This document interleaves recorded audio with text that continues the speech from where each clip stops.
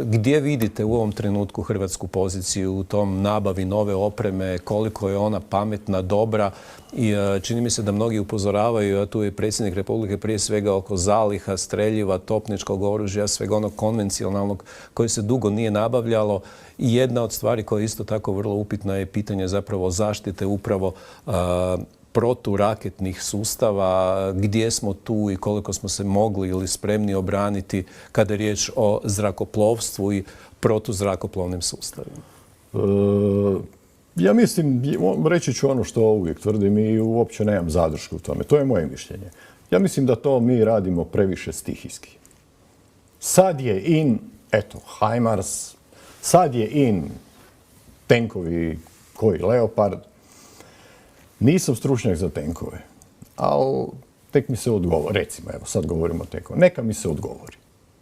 Jel može tenk srušiti dron? U principu ne može. Jel može tenk srušiti krstareći projektil? Ne može. Pa dobro, što može? Što može taj tenk napraviti? Danas su tenkovi itekako dobri ciljevi za dronove. Itekako dobri ciljevi za dronove. Mislim da to sve radimo poprilično stihijski.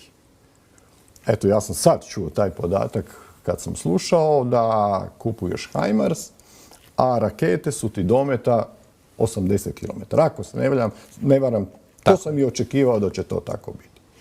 Kupuješ i Rafale, fantastičan avion.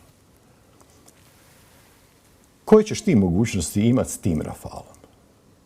Ja se bojim da mi to radimo previše stihijski.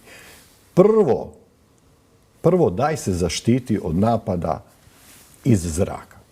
Pa pogledajte što se događa u Izraelu. Najbolja protuzračna odbrana za mene je izraelska protuzračna obrana.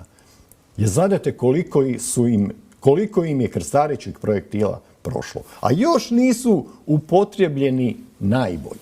Gotovo ništa. Gotovo ništa. Da.